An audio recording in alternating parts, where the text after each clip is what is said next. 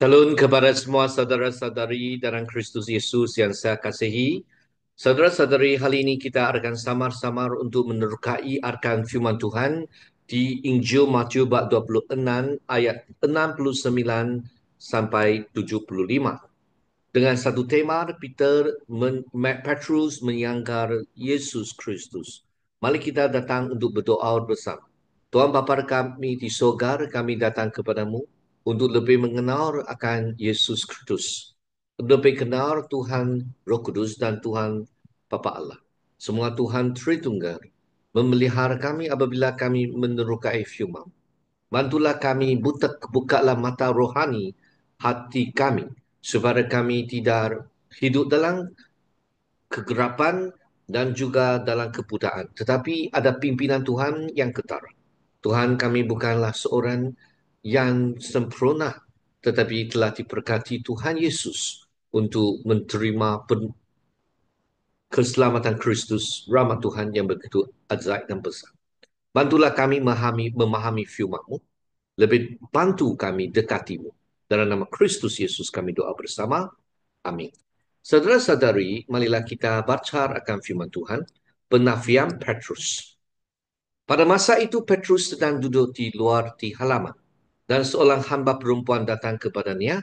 Kamu juga bersama Yesus orang Galilea itu, katanya. Tetapi dia menyangkalnya di hadapan mereka semua. Aku tidak tahu apa yang kamu bicarakan, katanya.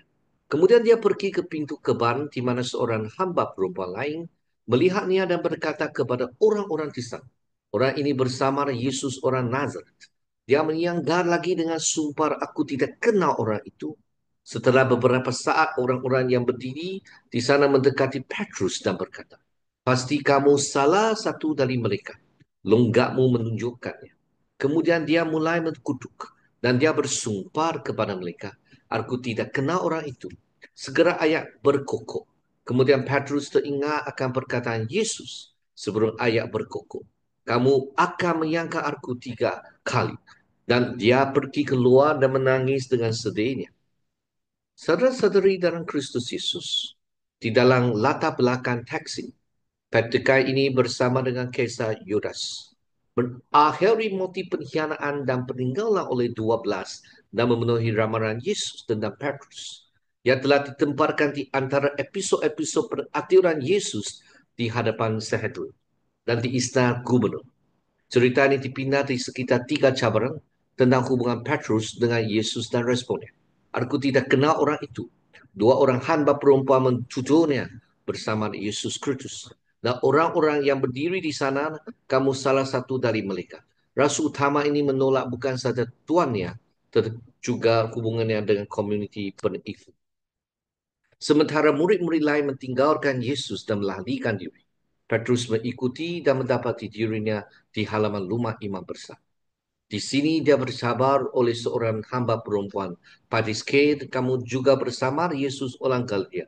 Tuduhan ini boleh membayangkan untuk ditangkap dan lebih lagi. Dia cuba melarikan diri dengan menyangka sebalang hubungan dengan Yesus walaupun janjinya adalah ayat 35. Status sosial yang rendah dari hamba perempuan itu semakin menonjolkan sifat pengecut Petrus. Hamba perempuan itu mengatakan Yesus adalah dari Galilea. Lukas bab 23 ayat 6. Kemudian Petrus dikenal sebagai orang Galilea. Orang Galilea ini mudah dikenali di Yerusalem. Petrus tidak sesuai berada di rumah imam besar dan ini menimbulkan kecurigaan hamba perempuan itu. Percubaan melarikan diri, Petrus ingin mengelakkan pertandingan lanjut. Cuba meninggalkan halaman. Tetapi seorang hamba perempuan lain mentuduhnya bersama Yesus orang Nazaret, penunjuk lanjut kepada identiti Galileanya. Penafian kedua datang dengan sumpah. Aku tidak kenal orang itu. Ini mentingkat penafian Petrus. Dia tahu siapa Yesus. Dia adalah Mesias anak Allah yang hidup. Saudara-saudari, cabaran yang ketiga. Kemudian cabaran lain datang dari orang-orang yang berada di sana. Di sini ancaman penekaman menjadi nyata. Mereka telah mengambil rongkak Galileanya yang mengkhianati identitasnya. Pasti kamu salah satu dari mereka. Kan ini Petrus tidak mentahan kata-katanya. Dia mulai mengutuk dan dia bersumpah kepada mereka bahawa dia tidak kenal Yesus. Objek kutukan tidak jelas, dua kemungkinan tak sudah wujud. Pertama, dia memanggil kemungkuran ilahi atas dirinya jika katakannya tidak benar. Kedua, dia juga mungkin telah mengkutuk Yesus dalam usaha untuk membuktikan bahawa dia bukan salah seorang murid. Ini mentingkatkan permisahan dari Yesus dan telah dilakukan di hadapan dua atau lebih saksi lelaki. Penolakan hubungan secara terbuka seperti itu dengan bekas penau atau tuan akan memutuskan hubungan secara tidak dapat dipulihkan. Kawan-kawan, saudara-saudara Kristus Yesus, pengakhiran traumatik datang apabila ayam berkokok. Petrus teringat akan perkataan Yesus yang melamarkan tindakan ketidaksetiaan ini. Petrus pergi ke luar halaman imam besar jauh dari pandangan umum. Dia menangis dengan sedihnya, mencurahkan air mata penyesalan. Bahkan ketika mengakui kegagalan, Petrus tidak mau dikompromi. Kisah penafian Petrus memperkenalkan membaca kepada isu sensitif kemurtadan. Yesus telah memperingatkan murid-muridnya tentang masa penganiayaan dan penilaian tentang setia. Tetapi Rasul utama Petrus gagal untuk mengakui, memikul salibnya dan mengikut Yesus sampai akhir.